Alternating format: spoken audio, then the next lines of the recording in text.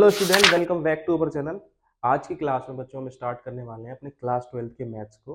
उसकी पहले चैप्टर को जो कि है रिलेशन फंक्शन, उसमें भी हम फर्स्ट कॉन्सेप्ट को समझने वाले हैं कि रिलेशन क्या होता है। वैसे तो आपको रिलेशन के बारे में जानकारी होगी कि हम रिलेशन किसको बोलते हैं, मैथ्स की लैंग्वेज में हम रिलेशन किसको बोलते हैं। आज हम बच्चों उसको सीखेंगे। चलिए देखते हैं। तो उसको लिए इसके लिए हमको समझने के लिए हम क्या करते हैं, पहले मैंने इसमें एक सेट बनाया, इसको मैंने बोला ए। इसमें मैं कुछ एलिमेंट ले लेता हूं जैसे कि 1 2 3। दूसरा मैंने सेट बनाया बच्चों बी, इसमें मैं एलिमेंट ले लेता हूं ए बी सी। नॉर्मल जैसे मल्टीप्लाई करते हैं हम नंबर्स का, वो तो आपको पता है, जैसे 2 इंटू 3 किया तो 6 हो गया।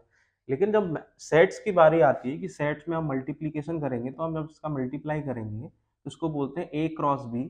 तो इसके एलिमेंट्स कैसे आएंगे, सेट्स में मल्टीप्लीकेशन कैसे होता है देखते हैं। तो सेट में मल्टीप्लिकेशन करने के लिए मैं आपसे पूछता हूँ, क्या बोलते हैं, what is called the multiplication of two sets?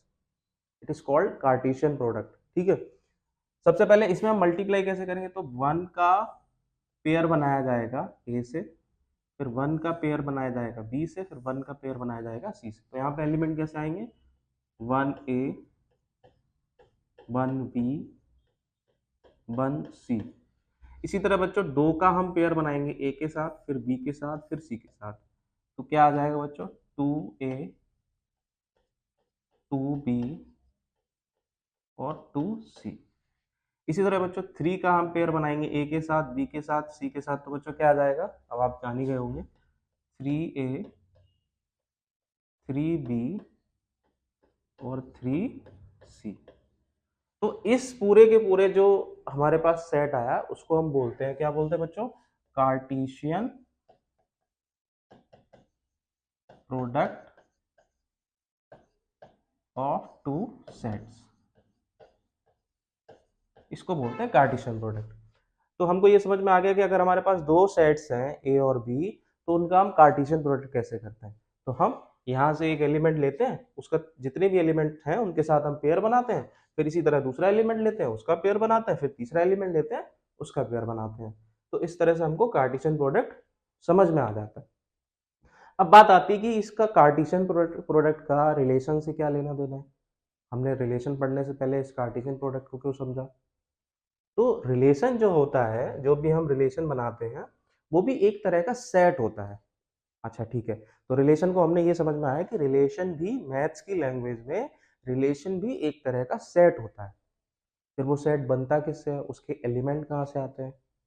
तो क्या होता है कि जो रिलेशन जो होता है उसके सारे के सारे एलिमेंट जो होते हैं वो कहाँ से आते हैं, कार्टेशियन प्रोडक्ट से आते हैं। कहाँ से आते हैं बच्चों, जो कार्टेशियन प्रोडक्ट होता है, ये जो हमने दे रखा है, तो उससे आते हैं। तो अगर हम कोई भी रिलेशन डिफाइन करें कि relation from set A to set B, अगर हमें डिफाइन करना हो तो इसको लिखेंगे कैसे। जैसे फॉर एग्जांपल रिलेशन, अगर हम ए से बी में कोई रिलेशन बनाना चाहते हैं तो हम लिखेंगे एक्स कोमा वाई, क्योंकि ऑर्डर्ड पेयर आएंगे। तो हमने यहाँ पे कोई रूल डिफाइन किया। आपको ये ध्यान रखना है, रिलेशन के एलिमेंट कार्टेशियन प्रोडक्ट में आते हैं, लेकिन कोई ना कोई रूल डिफाइन करते हैं, वो हम डिसाइड करते हैं कि हमें रूल क्या डिफाइन करना है। तो जैसे हमने बोला x is a natural number less than 3। ठीक है, अब यहाँ पे दूसरा हमने y के लिए डिफाइन किया कि y इज कॉन्सोनेंट, और x किसको बिलोंग करता है, सेट ए में, और y किसको बिलोंग करता है, सेट बी में। अब हमने ये रूल डिफाइन कर दिया। ठीक है, तो अब हम यहाँ देखेंगे कि सेट ए में पहले हम देखते हैं कि था क्या क्या बच्चों।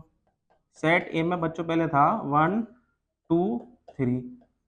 अब जब हमने रूल डिफाइन कर दिया यहाँ पे, जब हमको रिलेशन में यहाँ रूल डिफाइन कर दिया कि x natural number less than 3 हो सकता है, तो यहाँ पे नेचुरल नंबर हमारे पास 1 था 2 था 3 था, तो हम x की वैल्यू क्या क्या ले सकते हैं बताइए आप।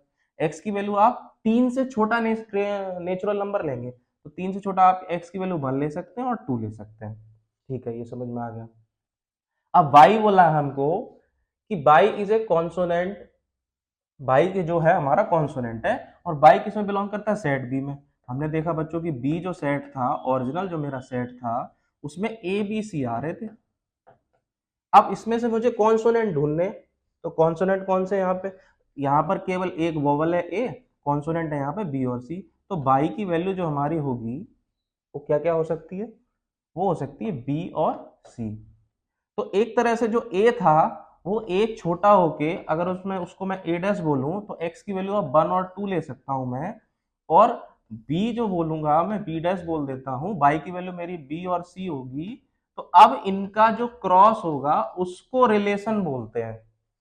ठीक है, तो अब इनका क्रॉस मैं दोबारा कर देता हूं, तो अब क्या आएगा यहाँ पे 1, तो इसको मैं आर से रिप्रेजेंट कर देता हूं, 1 बी, ठीक है, 1 सी, 2 बी और 2 सी।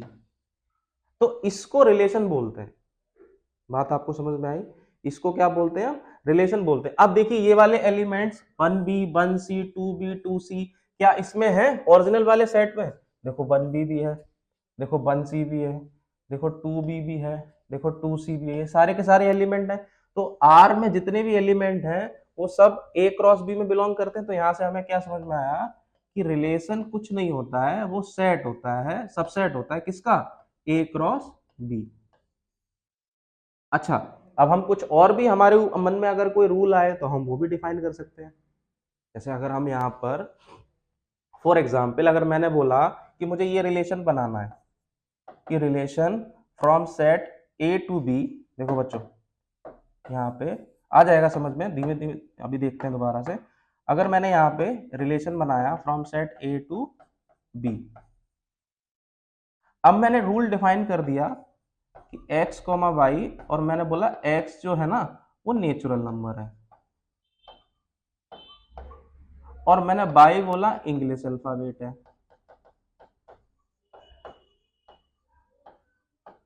और x मेरा बिलोंग करेगा a में और y मेरा बिलोंग करेगा b में, y मेरा b में बिलोंग करता है। तो x मैंने बोला नेचुरल नंबर है, तो मैं x की वैल्यू क्या क्या ले सकता हूँ, 1 भी ले सकता हूँ, 2 भी ले सकता हूँ, 3 भी ले सकता हूँ। अब मैंने बोला बी जो मेरा बाई है, जो दूसरा एलिमेंट आएगा वो इंग्लिश अल्फाबेट है, तो ए भी हो सकता है, बी भी हो सकता है, सी भी हो सकता है।